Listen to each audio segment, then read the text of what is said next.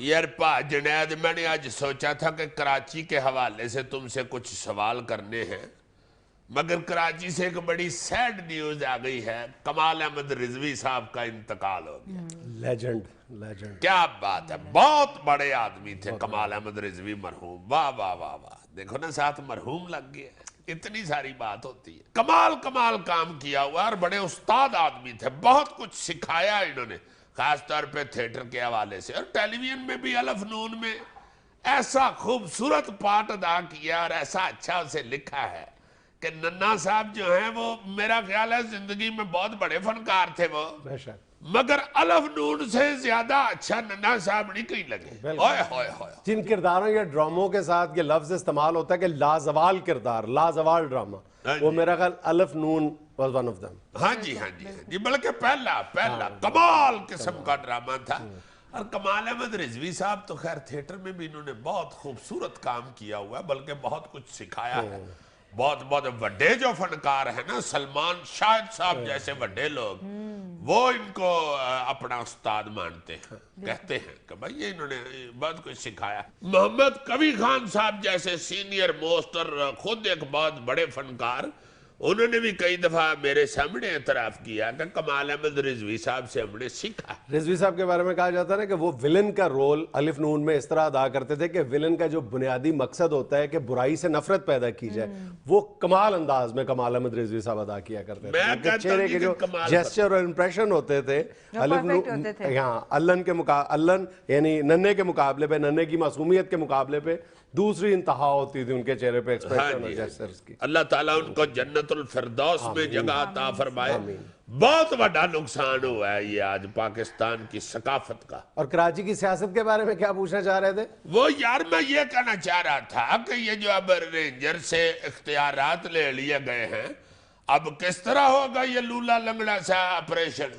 لولا لنگڑا آپریشن تو نہیں کرے گی رینجرز یا پاکستان کی عسکری قیادت، لولے لنگڑے آپریشن پہ تو رضامند نہیں ہوگی۔ وہی میں کہہ رہا ہوں نا کہ ہم کو پھڈا ہی نہ پڑ جائے، اللہ نہ کرے۔ پھڈے سے بھی گریز کیا جائے گا، میرا خیال ہے کہ نہ ہماری عسکری قیادت اور نہ ایٹ لیسٹ جو ہماری وفاق میں سیاسی قیادت ہے وہ پھڈے سے گریز کرے گی، میری ذاتی رائے گی۔ یہ پیپلز پارٹی میرا خیال ہے پھڈا ڈالنا چاہ رہی ہے تاکہ یہ جو اس وقت ہے نا، اس وقت اصل میں ایم کیو ایم اور پیپلز پارٹی دونوں چھپن چھپائی یا وہ جو ہے وہ جو ہے جڑا آگے پیچھے ویکھے وہ دی شامت آئی جے، یہ وہ والا کھیل کوکلا چھپاکی جمعرات والا حساب کر رہے ہیں دونوں ایک دوسرے کے ساتھ، اور دونوں بظاہر تو کئی معاملات میں ایک پیج پہ نظر آتے ہیں، لیکن میری ذاتی رائے یہ ہے کہ ایم کیو ایم بھی اور پیپلز پارٹی دونوں اسٹیبلشمنٹ کے ساتھ کوئی نہ کوئی معاملہ طے کرنے کے لیے اپنا یعنی داؤ لگانے کے انتظار میں کہ کس طرح ان کا داؤ لگ جائے۔ درون خانہ دونوں ہی سیاسی جماعتیں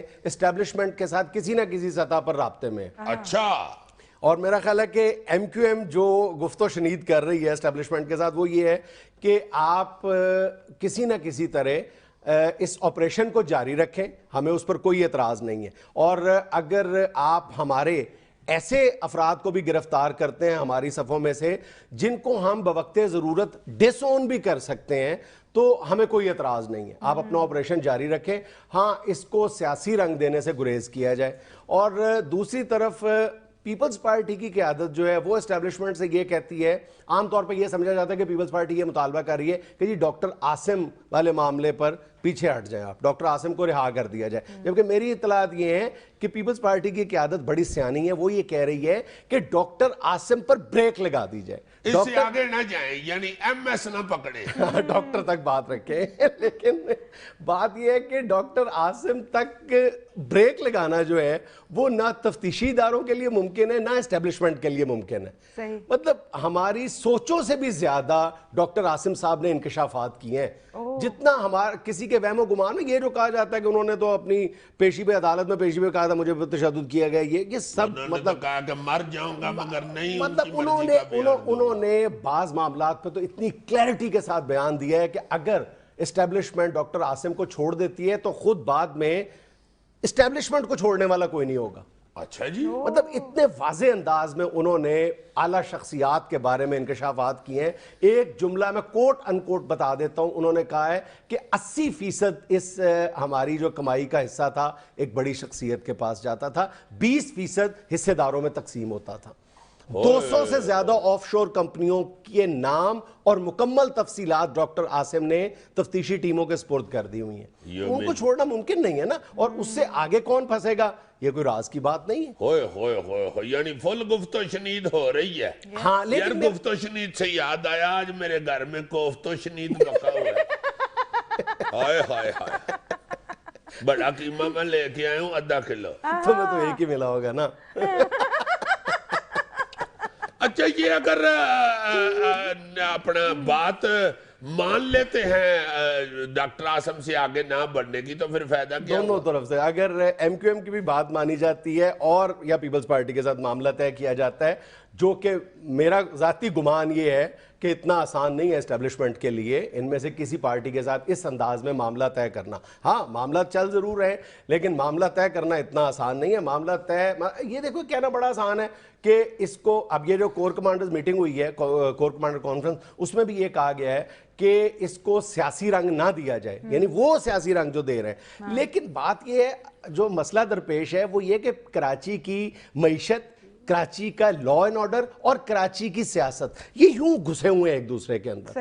آپ لائنز نہیں ڈرا کر سکتے. وہاں پہ جو بھی آپریشن ہوگا اس میں پھر یہ کہا جائے کہ جی سیاستدان گرفتار نہ ہو, یہ ممکن نہیں ہے. آیا یہ کہیں کہ جی بزنس مین کو نہ گرفتار, جو بھی مجرم ہے وہ کوئی ہو, ہاں زید ہو بکر ہو, بس وہ گرفتار ہو, وہ گل مک گئی. تم جن کے نام زید اور بکر ہے تم گرفتار کرواؤ گے ان کو. نہیں یہ ایک مثال ہوتی ہے یار, انٹلیکچوئل بنو, اب تم بڑے ہو گئے ہو. ویسے تو تم ماشاءاللہ سمجھدار آدمی ہو. میں ہریانو ہوں. 8 نومبر کو اس نے پروگرام میں کہا تھا, اب تو کئی چینلوں والے کہتے ہیں کہ ہم نے یہ سب سے پہلے مخبری دی تھی. ہم نے یہ کہتے ہمارا یہ رویہ نہیں ہے, اچھا ہی نہیں لگتا مجھے تو. ویسے اس نے میرا خیال ہے 8 نومبر کا پروگرام ہے جس میں اس نے کہا تھا کہ یہ کراچی کا جو ہے نا جی میئر ایم کیو ایم والے وسیم اختر کو نام دیں گے اس کو منتخب کرنے کے لیے. صحیح. تو دوسری ایک بات اس نے اور کی تھی کہ اب الیکشنوں تک کوئی بڑی شخصیت, اہم شخصیت گرفتار نہیں ہوگی, ہاتھ نہیں ڈالیں گے تاکہ الیکشن آرام و سکون سے ہو جائے. جس پہ ایک ہمارے بڑے اچھے دانشور ہیں جو اینک اتارے تو ان کا منہ سنترے جیسا لگ رہا ہے, یہ جو انہوں نے کہا تھا کہ نہیں یہ جھوٹ ہے, یہ غلط ہے. بس کرو یار, جو موخر ذکر مخبری یا خبر ہے اس کا تو ہم کریڈٹ لینے کے لیے تیار ہیں, لیکن جو وسیم اختر صاحب والی ہے وہ گو کہ ہم نے سب سے پہلے ان کا نام نشاندہی کی تھی, ان کے نام کی, لیکن میں ابھی بھی پورے یقین کے ساتھ نہیں کہہ سکتا کہ وہ کراچی کے آئندہ میئر ہوں گے. اچھا, ہو سکتا ہے ان کا نام باقاعدہ, یعنی ہماری جو خبر ہے وہ یہاں تک تو درست ہے کہ ان کو میئر کے لیے نامزد کر دیا گیا ہے, لیکن میرا ایک گمان ہے یا میرا ایک شک ہے, ہو سکتا ہے کہ ایم کیو ایم جو اسٹیبلشمنٹ کے ساتھ معاملہ طے کرنا چاہ رہی ہے اس میں وہ وسیم اختر صاحب کو ایک بارگیننگ چپ کے طور پہ استعمال کرے, کیونکہ وسیم اختر صاحب اپنے لب و لہجے کے حوالے سے, عسکری قیادت کے حوالے سے خاصے بدنام ہیں, اور ہماری عسکری قیادت ان کے بارے میں ایک خاص قسم کی سوچ رکھتی ہے, اور وسیم اختر صاحب بھی ان کے بارے میں سوچ رکھتے ہیں.